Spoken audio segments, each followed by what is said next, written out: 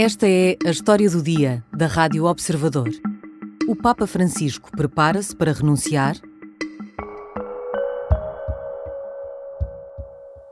Bueno, le debo preguntar en primer lugar, Santo Padre, ¿cómo se encuentra? Todavía vivo. Há 9 meses, o Papa Francisco respondia assim à primeira pergunta de uma entrevista à Rádio COP. Como está? Ainda vivo. Tinha sido operado semanas antes ao intestino por causa de uma estenose diverticular sintomática do cólon. Esse problema de saúde pôs a possível renúncia na ordem do dia. Sempre que um Papa está enfermo, corre brisa ou huracán de conclave. Na altura, Francisco dizia que erva daninha nunca morre e garantiu que renunciar A mim nem se passou pela cabeça, não? nem lhe passou pela cabeça. Delante a interpretações que nascem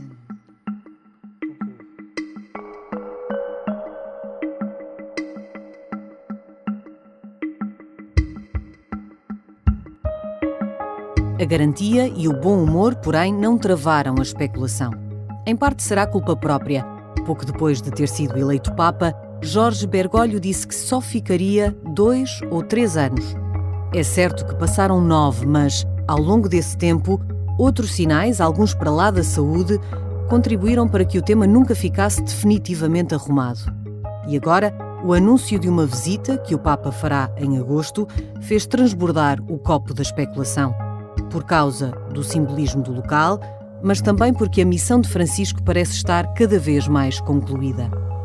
Se os rumores forem verdadeiros, Bergoglio juntar-se-á a Bento XVI, já retirado, criando um cenário inédito de 3 papas vivos. Um embaraço para a Igreja? Hoje vou conversar com o jornalista João Francisco Gomes, que acompanha os temas religiosos e da Igreja Católica no Observador. Bem-vindo, João Francisco Gomes. Olá, Sara. Afinal, o que é que o Papa Francisco vai fazer a L'Aquila? Bom, aparentemente há uma razão relativamente mundana para o Papa Francisco ir a esta cidade italiana.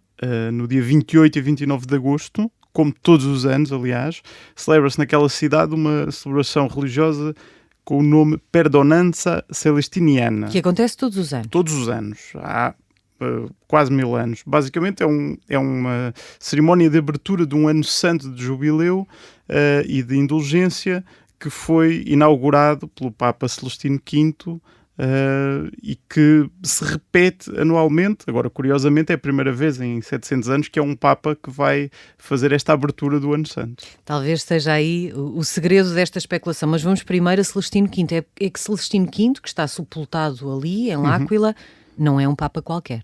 Não, o Papa Celestino V foi um monge beneditino que foi Papa da Igreja Católica durante apenas 6 meses, no século XIII, entre julho e dezembro de 1294. Pouco tempo. E pouco tempo porquê? Porque em dezembro de 1294, Celestino V abdicou do trono pontifício. Na Igreja Católica costuma referir-se que o Papa Celestino V foi o primeiro Papa a renunciar ao trono de São Pedro, apesar de ter havido no primeiro milénio alguns episódios de abdicação forçada, renúncias, etc., mas o Papa Celestino é considerado a grande figura de referência para esta ideia da renúncia de um Papa voluntária ao trono pontifício. Qua propter bene consus pontes huius actus plena libertate declaro, me ministerio episcopi Rome. A 11 de fevereiro de 2013, em latim, Bento XVI anunciou que renunciava, consciente da gravidade dessa decisão, foi assim que disse. 4 anos antes, João Francisco Gomes, Joseph Ratzinger tinha estado precisamente em L'Aquila. Exatamente, o Papa Bento XVI em 2009 fez uma visita semelhante, embora não para participar nesta celebração da Perdonanza, mas para visitar justamente o lugar onde está sepultado Celestino V, e quando lá esteve fez um gesto bastante simbólico, que foi o de depositar por cima do túmulo do Papa Celestino o seu pálio. O pálio é uma faixa de lã que o Papa habitualmente usa ao pescoço e que é um símbolo muito claro da jurisdição que o Papa tem sobre a Igreja Universal. E, portanto, a deposição desse símbolo da jurisdição em cima do túmulo daquele Papa que tinha renunciado pode agora ser lido como um sinal de que o Papa já estaria a ponderar a sua renúncia. Aliás, Mas na altura ninguém fez essa leitura. Na altura essa leitura foi pouco feita, até porque na verdade não havia propriamente um precedente das visitas ali àquele lugar, mas claramente quando o Papa Bento XVI renunciou em 2013, e nessa altura já se avolumavam problemas de saúde que o impediriam, por exemplo, de viajar até o Rio de Janeiro nesse ano, onde iam ser as Jornadas da Juventude. Nessa altura foi feita uma leitura em retrospectiva daquilo que tinha sido a visita a L'Aquila em 2009 e para se chegar à conclusão de que provavelmente já 4 anos antes Bento XVI estaria inclinado a vir um dia a renunciar ao trono. O que se junta ao simbolismo de L'Aquila e faz pensar que se calhar Francisco está a fazer precisamente o mesmo. Sim, um Papa não faz nada sem pensar Por acaso. sem pensar na simbologia dos seus gestos e no modo como as coisas vão ser lidas pelos fiéis e pela sociedade civil no geral. E, portanto, claramente o Papa Francisco, ao visitar L'Aquila, sabe pelo menos uma coisa. Sabe que vai dar origem a estes rumores, porque sabe que o seu antecessor fez o mesmo e depois renunciou, e sabe que ele próprio está neste momento numa situação de saúde relativamente frágil e que ao visitar o túmulo daquele primeiro Papa a renunciar, está pelo menos a criar motivo de discussão relativamente à possibilidade de vir a renunciar. No início deste episódio vimos o Papa Francisco dizer na entrevista à COP que sempre que um Papa fica doente corre brisa ou furacão de conclave. O estado de saúde de Bergoglio é sempre o que chama mais a atenção. Ainda no mês passado surgiu de cadeira de rodas e, portanto, isso levantou novamente a questão sobre a saúde dele, mas João Francisco Gomes, a saúde não tem sido o único sinal de que uma renúncia pode estar iminente. Ele próprio disse logo no início do pontificado que só teria mais 2 ou 3 anos. Passaram, entretanto, 9. O que é que explica isto? Sim, o Papa Francisco foi eleito Papa já numa idade bastante avançada, já a caminhar para os 80 anos e, portanto, seria de certo modo expectável que ele não pensasse que iria ter um pontificado muito longo. Ainda por cima, na história moderna, temos o exemplo do Papa João Paulo II, teve um pontificado muitíssimo longo, que marca um bocadinho essa lógica do que é que um Papa pode fazer com 20 anos, ou com 10 anos, ou com 30 anos de pontificado.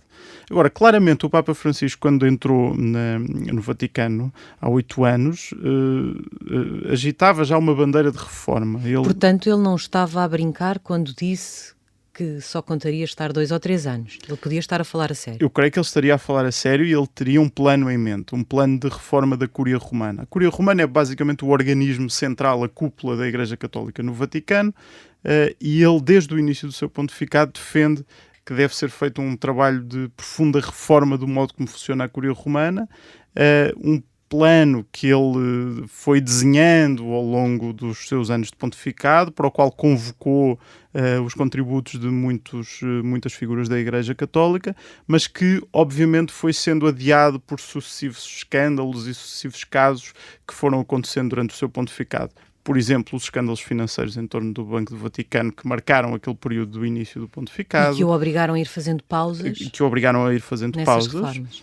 Claramente o escândalo dos abusos sexuais, que neste momento já lá vão quase 5 anos de turbilhão permanente no Vaticano desde a situação de 2018, mas, e é isso que traz uma grande simbologia a este momento que agora vivemos, este mês, junho, entrou em vigor a nova Constituição do Vaticano que implementa esta reforma, finalmente, este processo de reforma que o Papa Francisco queria fazer durante o seu pontificado. E a entrada em vigor da nova Constituição do Vaticano pode ser um dos sinais? Significa que o Papa Francisco sente que já cumpriu a sua missão?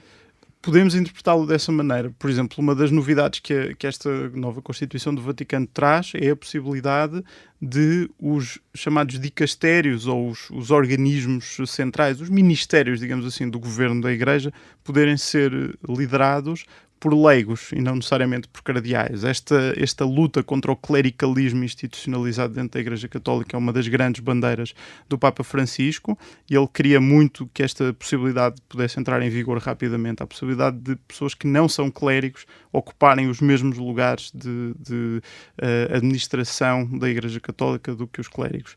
A entrada em vigor desta nova Constituição traz ao Vaticano, ou pelo menos à cabeça do Papa Francisco, podemos lê-lo dessa maneira, uma sensação de missão cumprida. Apesar de ter demorado mais anos do que ele inicialmente previra, parece estar a aproximar-se do fim, a sua missão à frente da Igreja Católica. Pelo menos este grande objetivo de reforma. Mas há um outro sinal, também de um anúncio de algo que está prestes a acontecer, que também nos remete para uma possível ideia de saída. Sim, o Papa Francisco convocou também para agosto deste ano, e é mesmo curioso... mês da visita o a mesmo L'Aquila. mês da visita à L'Aquila, e é curioso porque habitualmente os jornalistas que cobrem os assuntos do Vaticano e vivem em Roma costumam aproveitar sempre para tirar férias em agosto, porque em agosto não acontece nada no Vaticano. Este ano não. Este ano não vai ser assim. Além desta visita à L'Aquila bastante significativa, o Papa Francisco vai presidir um consistório para a nomeação de 21 novos cardeais. Estava previsto ou foi uma surpresa?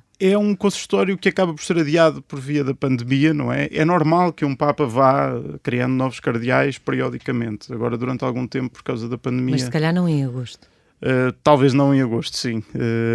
Mas além deste processo de nomeação dos cardeais, há também um outro consistório extraordinário que acontece depois da visita, destinado a debater a entrada em vigor da nova Constituição, e que se afigura como um momento de um discurso importante do Papa Francisco, um momento em que poderemos talvez esperar um anúncio importante da parte do Papa Francisco, e há assim quem especule que ele possa anunciar que o seu pontificado está para terminar. Mas eu diria que a nomeação de novos cardeais é um daqueles sinais que nos faz pensar como o Papa Francisco está a pensar no longo prazo. Escolher cardeais é uma espécie de escolher juízes para o Supremo Tribunal Americano.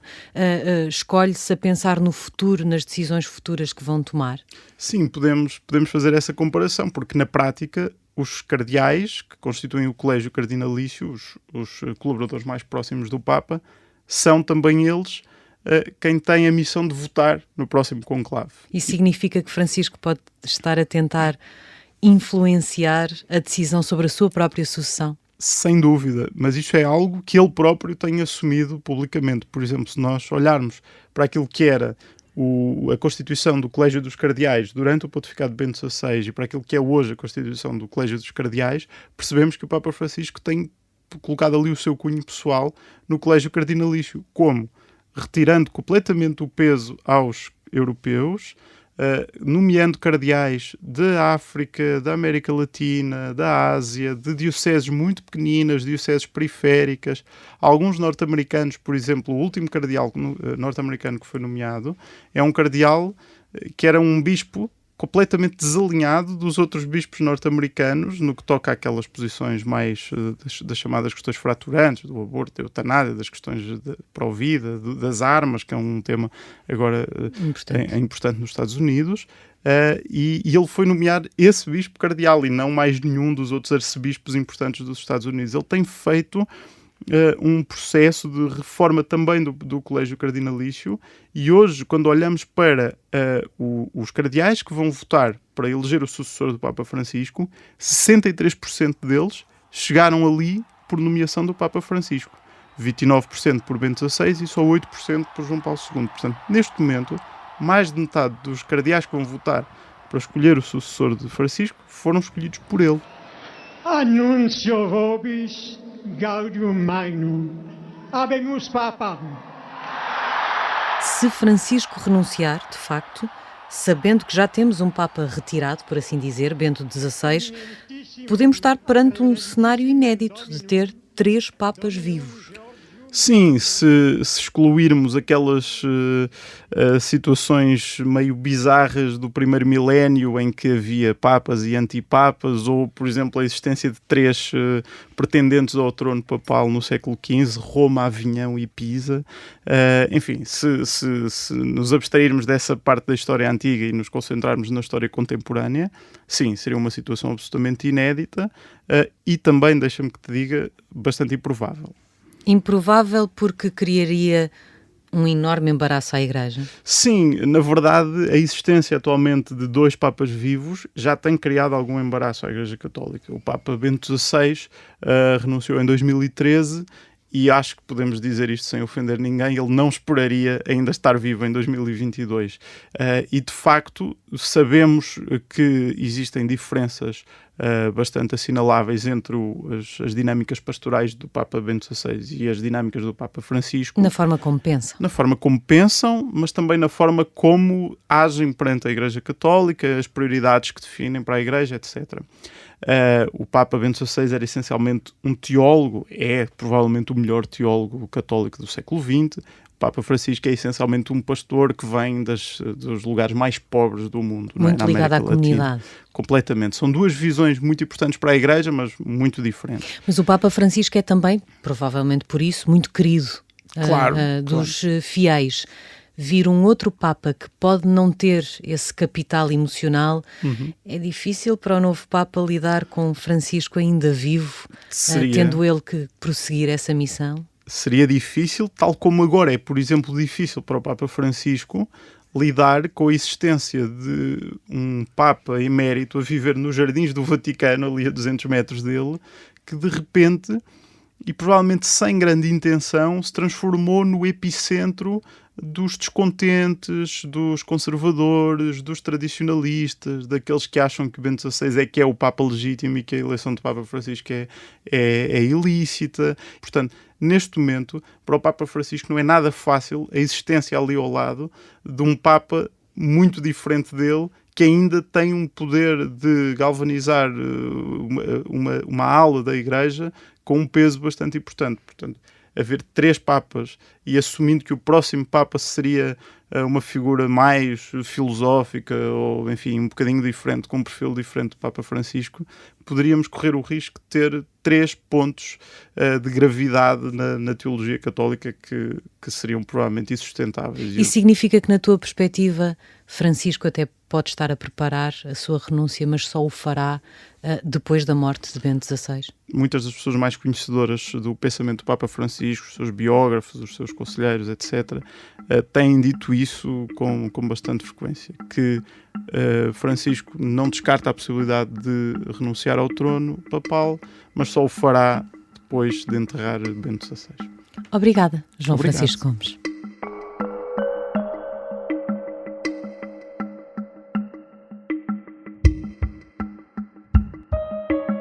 O João Francisco Gomes é jornalista do Observador, especializado em temas religiosos.